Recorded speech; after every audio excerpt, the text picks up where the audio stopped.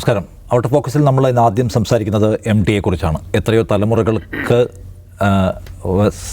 ഒപ്പം സഞ്ചരിക്കുകയും അവർക്കൊപ്പം അവരുടെ ഭാവനകൾക്ക് അവർക്കൊപ്പം സ്വന്തം ഭാവനയെ വിപുലമാക്കുകയും അവരെ തലമുറകളെ എഴുത്തിൻ്റെ വസന്തം അനുഭവിപ്പിക്കുകയും ചെയ്ത ഒരാൾ എന്ന നിലയ്ക്ക് MT എത്രയോ തലമുറകൾക്ക് പ്രിയപ്പെട്ട ഒരാളാണ്. അദ്ദേഹം വിടവാങ്ങുമ്പോൾ എങ്ങനെയാണ് മലയാളം അദ്ദേഹത്തെ ഇനിയുള്ള കാലം ഓർക്കുക, അദ്ദേഹം മലയാളത്തിന്, മലയാള സാഹിത്യ ലോകത്തിന്, മലയാള മാധ്യമ ലോകത്തിന്, മലയാള സിനിമാ ലോകത്തിന് എന്തായിരുന്നു എന്നതിനെക്കുറിച്ച് സംസാരിക്കാമെന്നാണ് നമ്മൾ ഇന്ന് ആദ്യം വിചാരിക്കുന്നത്. വേണുട്ടാ, മലയാളത്തിൽ വളരെ പ്രതിഭാധന്മാരായ എമ്പാടും എഴുത്തുകാരുണ്ടായിട്ടുണ്ട്.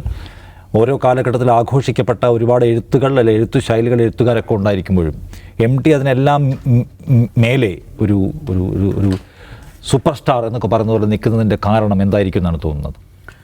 MTയുമായി ബന്ധപ്പെട്ട് പറയാവുന്ന ഒരു പ്രധാനപ്പെട്ട കാര്യം, MT എഴുത്തുകാരനാകണമെന്ന് തീരുമാനിച്ച് എഴുത്തുകാരനായ ഒരാളാണ്. MTയുടെ ഏറ്റവും വലിയ ആഗ്രഹമായിരുന്നു എഴുത്തുകാരനാവുക എന്നത്. ആ ആഗ്രഹം പൂർത്തീകരിക്കാൻ അദ്ദേഹത്തിന് കഴിഞ്ഞിട്ടുണ്ട് എന്ന് മാത്രമല്ല, അത് പിന്നെ എഴുത്തിനോട് മോഹമുള്ള എല്ലാ മനുഷ്യർക്കും ഒരു പ്രചോദനം നൽകുന്ന ഒന്നായിരുന്നു. അതായത് നിങ്ങൾ നിശ്ചയിച്ചു കഴിഞ്ഞാൽ നിങ്ങൾക്ക് എത്തിപ്പെടാൻ കഴിയുന്ന ഒരു മേഖല തന്നെയാണ് അത് എന്ന്. സാധാരണഗതിയിൽ നമ്മളെപ്പോഴും പറയുമല്ലോ, പ്രതിഭാധനന്മാർക്ക് മാത്രം വിരാജിക്കാൻ കഴിയുന്ന ഒരു മേഖലയാണത് എന്ന്. അപ്പോൾ നമുക്കറിയില്ല നമുക്ക് പ്രതിഭയുണ്ടോ ഇല്ലയോ എന്ന്. പക്ഷെ പ്രതിഭയുണ്ടോ ഇല്ലയോ എന്ന സന്ദേഹത്തിൽപ്പെട്ട് അവസാനിപ്പിക്കേണ്ടതല്ല നിങ്ങളുടെ ആ ആഗ്രഹം. അതിനെ എല്ലാ രൂപത്തിലും അത് ദീപ്തമാക്കിക്കൊണ്ടിരിക്കുക. ഒരു ഘട്ടം കഴിയുമ്പോഴേക്ക് അത് സാധ്യമാകും. അങ്ങനെ ഒരു ആത്മവിശ്വാസം എഴുതാൻ ആഗ്രഹിക്കുന്ന എല്ലാവർക്കും നൽകിയ ഒരു വ്യക്തിത്വമായിരുന്നു MTയുടേത്. പരമപ്രധാനമായൊരു കാര്യം, ഒരു ജീവികയ്ക്കുള്ള വഴിയായി എഴുത്ത് ഒരു ഘട്ടത്തിലും മാറുമെന്ന് മലയാളിക്ക് കരുതാൻ കഴിയുമായിരുന്നില്ല. അങ്ങനെ ഒരു വിശ്വാസം എഴുത്തുകാർക്ക് നൽകിയ ആദ്യത്തെ എഴുത്തുകാരനാണ് മലയാളത്തെ സംബന്ധിച്ച് MT വാസുദേവൻ നായർ.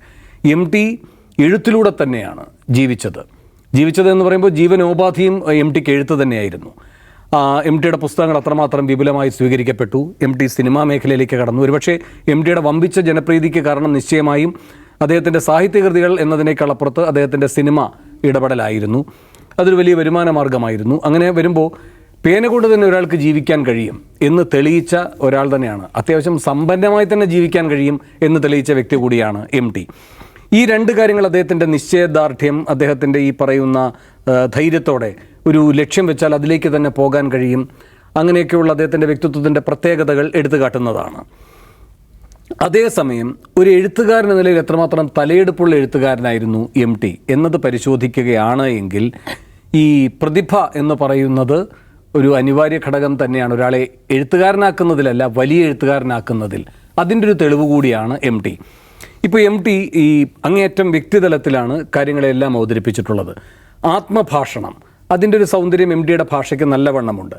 പക്ഷേ എപ്പോഴും പ്രശ്നം, ഒരു വ്യക്തി, അത് പലപ്പോഴും അദ്ദേഹം തന്നെയാണ് എന്ന രൂപത്തിലാണ് അവതരിപ്പിക്കപ്പെടുന്നത്. ഇപ്പോൾ സേതു ആയാലും ഈ പറയുന്ന അപ്പുണ്ണി ആയാലും ഗോവിന്ദൻകുട്ടി ആയാലും ഒക്കെ MTയുടെ തന്നെ പരകായ പ്രവേശങ്ങൾ ആയിട്ടുള്ള കഥാപാത്രങ്ങളാണ്. പ്രശ്നം അത് ഒരു വ്യക്തിപരമായി താൻ അനുഭവിക്കുന്ന പ്രതിസന്ധികൾ, ആ പ്രതിസന്ധികൾക്ക് മുന്നിൽ എന്തൊക്കെ പരിഹാരങ്ങളുണ്ട്, അത് ഉയർത്തുന്ന വെല്ലുവിളികൾ, ഇതിലേക്കൊക്കെ ആ ലോകം പരിമിതപ്പെടുകയാണ്. ഇപ്പോൾ ഉദാഹരണത്തിന് എൻ്റെ വിശപ്പ് മറ്റൊരു എൻ്റെ സഹപാഠിയുടെ സമ്പന്ന സ്ഥിതി കാരണം അയാൾക്ക് ആ വിശപ്പെന്ന് പറയുന്ന കാര്യമില്ല. അപ്പോൾ MTയുടെ ഒരു കഥാപാത്രം ഒരു കഥയിൽ എഴുതുകയാണ്, ഉപേക്ഷിച്ച ഒരു നേരത്തെ ആഹാരത്തിൻ്റെ ഓർമ്മയാണല്ലോ നിനക്ക് വിശപ്പ്, എനിക്ക് വിശപ്പുണ്ടായിരുന്നു എന്ന് പറഞ്ഞാൽ നിനക്കറിയില്ല, കാരണം ഉപേക്ഷിച്ച ഒരു നേരത്തെ ആഹാരത്തിൻ്റെ ഓർമ്മയാണല്ലോ നിനക്ക് വിശപ്പ്. അപ്പോൾ പ്രശ്നമെന്ന് വെച്ചാൽ, എനിക്ക് പട്ടിണി, നിനക്ക് അത് അനുഭവിക്കേണ്ട സാഹചര്യവുമില്ല, പിന്നെ ഞാൻ വെട്ടിപ്പിടിച്ചുകൊണ്ട് അത് നേടുന്നു, ഭക്ഷണം അല്ലെങ്കിൽ അത്തരം സൗഖ്യങ്ങൾ ഞാൻ നേടുന്നു, അങ്ങനെ നിനക്ക് മാത്രമായിരുന്നത് എനിക്ക് കൂടെ ഇപ്പോൾ കിട്ടുന്നു. ഇങ്ങനെ ഞാനും നീയും എന്ന് പറയുന്നതിലെ ഒരു തുലനമില്ലായ്മ, അത് പരിഹരിക്കാനുള്ള എൻ്റെ പരിശ്രമങ്ങൾ, അതിൽ ഞാനത് സ്വന്തമാക്കൽ, വിജയിക്കൽ, ഈ തലത്തിലേക്ക് എല്ലാം ചുരുങ്ങിപ്പോകുന്നു. കാരൂര് നല്ലവണ്ണം ഈ ദാരിദ്ര്യത്തെപ്പറ്റി എഴുതിയിട്ടുള്ള ഒരാളാണ്. നമുക്ക് തന്നെ വയറ് നിറച്ച് ഇരുന്നിട്ട് കാരൂരിൻ്റെ ഒരു കഥ വായിക്കുകയാണെങ്കിൽ നമുക്ക് ഈ പറയുന്ന ജഠരാഗ്നി എന്ന് പറയുമല്ലോ, വയറ്റിലെത്തി എന്ന് പറയുമല്ലോ, ഒന്നുമില്ലാത്തത് കൊണ്ട് വയറ് തീ ആളിക്കത്തുന്ന പോലെ നമുക്ക് തോന്നും. അത്രയും അനുഭവിപ്പിക്കും വിശപ്പ് എന്ന് പറയുന്ന ഒരു കാര്യം. അത് ഒരു കുടുംബത്തിലുണ്ടായിരിക്കുന്ന ഒരു ദാരിദ്ര്യാവസ്ഥയായിട്ടല്ല. കാരൂരിൻ്റെ കഥയിൽ അങ്ങനെയാണ് ആ കഥാ പരിസരമെങ്കിലും അത് എങ്ങനെയാണ് കേരളത്തിൻ്റെ അവികസിതാവസ്ഥയിൽ ഈ പറയുന്ന ഭക്ഷണം ഇല്ലായ്മ എന്ന് പറയുന്നത് ഒരു സമര വിഷയമാകുന്നത്, അതിനെ എങ്ങനെയാണ് പ്രതിരോധിക്കാൻ കഴിയുക എന്നതിൻ്റെ വലിയൊരു ആശയവും സന്ദേശവും ആ എഴുത്തിലുണ്ട്. അപ്പോൾ അതിലെ വാക്കുകൾക്ക് അത്രയും മൂർച്ചയുണ്ടാകും. അത് ആത്മഭാഷണത്തിൻ്റെ തലത്തിൽ മാത്രമല്ല, അതൊരു സാമൂഹ്യ സംവേദനത്തിലേക്ക് പോകുന്നു. നമ്മളെല്ലാവരും ഇടപെട്ടാൽ മാത്രം തീർക്കാവുന്ന ഒരു വലിയ സമരത്തിൻ്റെ ഒരു മുഖം അത് തുറക്കുന്നു. അങ്ങനെയൊക്കെയുണ്ട്. അതല്ലാതെ ഇപ്പം ഗ്രാമത്തിൽ ഞാൻ ഒറ്റപ്പെട്ടിരിക്കുന്നു, ഞാൻ ഗ്രാമത്തിൽ എനിക്കൊരു വിലയില്ല, ഞാൻ നഗരത്തിലേക്ക് പോകുന്നു, അവിടെ ഞാൻ ഒരു പുതിയ ജീവിക കണ്ടുപിടിക്കുന്നു, എന്നിട്ട് തലപൊക്കിക്കൊണ്ട് ഗ്രാമത്തിലേക്ക് തിരിച്ചു വന്ന് ഞാൻ ഒരാളായി എന്ന് അവതരിപ്പിക്കുക. ഇങ്ങനെ അനുഭവിക്കുന്ന പ്രതിസന്ധികളെ വ്യക്തിതലത്തിലേക്ക് പരിമിതപ്പെടുത്തുക, അതിൻ്റെ പരിഹാരമാർഗങ്ങളായി ചെറിയ ചെറിയ വിജയങ്ങൾ നേടിക്കൊണ്ട് അതിനെ ആഘോഷിക്കുക. അങ്ങനെ വരുമ്പോൾ സാഹിത്യം എന്ന രൂപത്തിൽ MT എഴുതിയിരിക്കുന്നത് പരിശോധിച്ചാൽ അതിന് ഈ പറയുന്ന വലിപ്പമുണ്ടോ എന്ന സന്ദേഹം നമുക്ക് തോന്നും. ഞാൻ ദീർഘിപ്പിക്കുന്നില്ല. ഇപ്പോൾ പ്രാദേശികമായ ജീവിതത്തെ അവതരിപ്പിക്കുക എന്നത് ലോകത്ത് തന്നെ സാഹിത്യത്തിൻ്റെ ഒരു സങ്കേതമാണ്. മാർക്കേസ് തീരെ കുട്ടിയായിരിക്കുന്ന ഘട്ടത്തിൽ, തീരെ കുട്ടി എന്ന് വെച്ചാൽ ശൈശവ ഘട്ടത്തിൽ അമ്മയുമായി ഒരു തീവണ്ടി യാത്ര നടത്തിക്കൊണ്ടിരിക്കുമ്പോൾ, അദ്ദേഹത്തിൻ്റെ ജന്മനാട്ടിലേക്ക് പോയിക്കൊണ്ടിരിക്കുമ്പോൾ യാദൃച്ഛികമായി ഒരു ജാലക കാഴ്ചയിലൂടെയാണ് ഒരു കമ്പനിയുടെ പേര് കാണുന്നത്. അതിൽ നിന്നാണ് ഈ പറയുന്ന മക്കൊണ്ടയും ഈ ഏകാന്തയുടെ 100 വർഷങ്ങളും ആ സാഹചര്യവും ആ കമ്പനിയും ഇതൊക്കെ വരുന്നത് അതിനകത്തേക്ക്. അപ്പോൾ ഇപ്പോൾ മക്കൊണ്ട എന്ന് പറയുന്ന ഒരു വളരെ ചെറിയൊരു മൈക്രോ ആയിട്ടുള്ള ഒരു സ്ഥലമെടുത്തുകൊണ്ട് ഒരു കഥാസങ്കേതം എന്ന നിലയിൽ അത് അവതരിപ്പിക്കുമ്പോൾ പോലും മഹായുദ്ധങ്ങൾ, വറുതി, എല്ലാ കാര്യങ്ങളും അതിൽ വരികയാണ്, വിപ്ലവം എല്ലാം അതിൽ വരികയാണ്.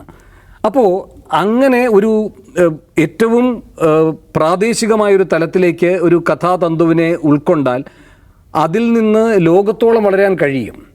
പക്ഷേ MTയുടെ കഥാതന്തു MT വികസിപ്പിച്ചപ്പോൾ അത് കേരളത്തോളം പോലും വളർന്നോ എന്നത് ഇനിയുള്ള കാലത്ത് പരിശോധിക്കപ്പെടേണ്ടതാണ്. ഓക്കെ, ജിംസന് എന്താണ് തോന്നുന്നത്? ഇപ്പോൾ MT ഏതെങ്കിലും ഒരു കാലത്ത് മാത്രമായി കുടുങ്ങിക്കിടന്ന ഒരാളല്ല എന്ന് അഭിപ്രായപ്പെടുന്നവരുണ്ട്. അദ്ദേഹം പല തലമുറകൾക്കൊപ്പം സഞ്ചരിക്കുകയും പല തലമുറകളുടെ അസ്തിത്വ ഭാരത്തെയും ദുഃഖത്തെയും മനസ്സിലാക്കുകയും അവർക്കൊപ്പം സ്വന്തം ഭാവനയെ വികസിപ്പിക്കുകയും ചെയ്ത് അങ്ങനെ പോപ്പുലറായ ഏറ്റവും അവസാനത്തെ തലമുറയ്ക്കൊപ്പം വരെ അദ്ദേഹം ആക്റ്റീവായി നിൽക്കാൻ എഴുതാൻ അദ്ദേഹത്തിന് കഴിഞ്ഞു എന്നാണ്. അതേസമയം അദ്ദേഹത്തിൻ്റെ എഴുത്തുകളെക്കുറിച്ച് ചില പ്രത്യേക പരിസരങ്ങളുടെ മാത്രം ആഖ്യാനങ്ങൾ മാത്രമായി അത് മാറിപ്പോയിരുന്ന വിമർശനമുണ്ട്. സത്യത്തിൽ ഇതിൻ്റെ ഇടയിൽ ഒരു പൊസിഷൻ എടുക്കാനുണ്ടോ നമുക്ക്? ഇന്ന് ജീവിച്ചിരിക്കുന്ന മലയാളികളെ ഏറ്റവും അധികം സ്വാധീനിച്ച ഒരു എഴുത്തുകാരനാണ് MT എന്ന് നിസ്സംശയം പറയാൻ കഴിയും. അതെങ്ങനെ സ്വാധീനിച്ചു എന്ന് ചോദിച്ചാൽ MT എന്താണ് എഴുതിയത് എന്നുള്ളതാണ്. അപ്പോൾ ഞാൻ ആ ജീവിതത്തിൽ ആദ്യമായി വായിക്കുന്ന ഒരു MT കൃതി എന്ന് പറയുന്നത് കാലമാണ്. അത് ഞാൻ 5ാം ക്ലാസ്സിൽ പഠിക്കുകയാണ്. ഒരു 5ാം ക്ലാസ്സുകാരൻ കാലം വായിക്കുമ്പോൾ അയാൾ ഏത് കാലത്തെയാണ് വായിക്കുന്നത്? തൻ്റെ കാലത്തെക്കുറിച്ചാണോ? ഞാൻ 5ാം ക്ലാസ്സിൽ പഠിക്കുന്നത് പറഞ്ഞാൽ 80s MT ഇത് എഴുതുന്നത് 60കളുടെ അവസാനമാണ്. 69 മറ്റാണ് ഇത് എഴുതുന്നത്. അത് 69 കഥയാണെന്ന് വെച്ചാൽ 60കളിലെ ഒരു പരിസരമാണ് അതിനുള്ളത്. അപ്പോൾ 60കളിലെ പരിസരത്തിരുന്ന് ഒരു കഥാകാരൻ ഒരു കഥ പറയുകയാണ്. അതിൽ ആത്മകഥാംശം ഉണ്ടാവും. അയാളുടെ പരിസരങ്ങൾ, അയാൾ ജീവിച്ച ഇതാണ് അയാൾ എഴുതുന്നത്. അതെല്ലാവരും അങ്ങനെ തന്നെയാണല്ലോ. തൻ്റെ ജീവിത പരിസരത്തെക്കുറിച്ചാണല്ലോ. അല്ലാതെ മറ്റൊന്ന് മനസ്സിലാക്കി എഴുതാൻ അത് വേറെ ലെവലൊക്കെ ആയിരിക്കും. ഇദ്ദേഹം ഇത് എഴുതുമ്പോൾ ഇദ്ദേഹത്തിൻ്റെ കൃതിക്കുള്ള ഒരു സവിശേഷതയാണ് എനിക്ക് തോന്നിയിട്ടുള്ളത്, വാക്കുകളുടെ ഏറ്റവും മനോഹരമായ സൂക്ഷ്മമായ ഉപയോഗവും ഉപയോഗിക്കാതിരിക്കലും.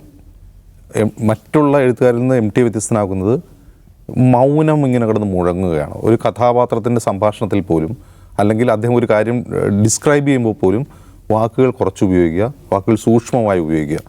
സംഭാഷണങ്ങളിൽ പോലും, അദ്ദേഹത്തിൻ്റെ സിനിമയാകട്ടെ മറ്റ് നോവലുകളാവട്ടെ കഥകളാവട്ടെ ഏതിലാണെങ്കിലും ഉപയോഗിക്കുന്ന വാക്കുകൾ കുറച്ച് ഉപയോഗിക്കുക. മൗനം കിടന്ന് മുഴങ്ങും. ഡെഫനിങ് സൈലൻസ് എന്ന് പറയുന്ന പോലെ മൗനത്തിന് വലിയ റോളുണ്ട് അദ്ദേഹത്തിൻ്റെ കൃതികളിൽ. അതാണ് ഞാൻ ശ്രദ്ധിച്ചിട്ടുള്ളൊരു കാര്യം. മറ്റൊന്ന്, അദ്ദേഹം വലിയ ദാർശനിക ഭാരമൊന്നും കൃതികളിലൂടെ മലയാളികളുടെ തലയിലേക്ക് എടുത്തു വെച്ചില്ല. അതുകൊണ്ടാണ് അത് പോപ്പുലർ ആവുന്നത്. MT ഏറ്റവും കൂടുതൽ വായിക്കപ്പെടാനുള്ള കാരണം എന്താണ്? വലിയ ദാർശനിക ഭാരമോ രാഷ്ട്രീയ സമസ്യകളോ തൻ്റെ കൃതികളിലൂടെ അദ്ദേഹം വായനക്കാരിലേക്ക് പകർന്നു കൊടുത്തിട്ടില്ല. അത് സിനിമകളിലാണെങ്കിലും കൃതികളിലാണെങ്കിലും ഈ 2 കാര്യങ്ങൾ കുറവാണ്. അതുകൊണ്ട് ആളുകൾക്ക് എന്താണ്, ഇതൊരു തരം ആസ്വദിച്ച് വായിക്കാവുന്ന പീസ് ഓഫ് ലിറ്ററേച്ചർ എന്ന അർത്ഥത്തിൽ തന്നെയാണ് അത് പോപ്പുലർ ആവുന്നത്. അതുകൊണ്ടാണ്. അതൊരു കാര്യം. രണ്ടാമത്തെ കാര്യം, അദ്ദേഹത്തിൻ്റെ എഴുത്തുകാലം എന്ന് പറയുന്നത് മലയാള സാഹിത്യത്തിലെ ആധുനികതയുടെ കാലമാണ്. ആധുനികത എന്ന് പറഞ്ഞാൽ നമുക്കറിയാം, കേരളം ഒരു ഫ്യൂഡൽ പ്രദേശമായിരുന്നു. ആ ഫ്യൂഡൽ പ്രദേശത്തിൽ നിന്ന് നമ്മളൊരു സ്റ്റേറ്റായിട്ട് രൂപം കൊള്ളുന്നു. ആ സ്റ്റേറ്റിൽ ജനാധിപത്യം വരുന്നു. ഈ ഫ്യൂഡലിസം ഇല്ലാതാകുന്നു. ഫ്യൂഡലിസം ഇല്ലാതാകുമ്പോൾ പലതരത്തിലുള്ള സാമൂഹിക മാറ്റങ്ങൾ നമ്മുടെ നാട്ടിൽ നടക്കുന്നു. ഒന്ന്, നമ്മുടെ നാട്ടിലെ ഫ്യൂഡലിസത്തിൻ്റെ അടിത്തറയായ ജാതി വിരുദ്ധമായ ഒരു പൊതുബോധം ഉയർന്നു വരുന്നു. അതുപോലെ പുരോഗമനപരമായ ആശയങ്ങൾ സമൂഹത്തിൽ വ്യാപരിക്കുന്നു, ഭൂപരിഷ്കരണം നടക്കുന്നു. ഈ 3 കാര്യങ്ങൾ നമ്മൾ മനസ്സിലാക്കണം.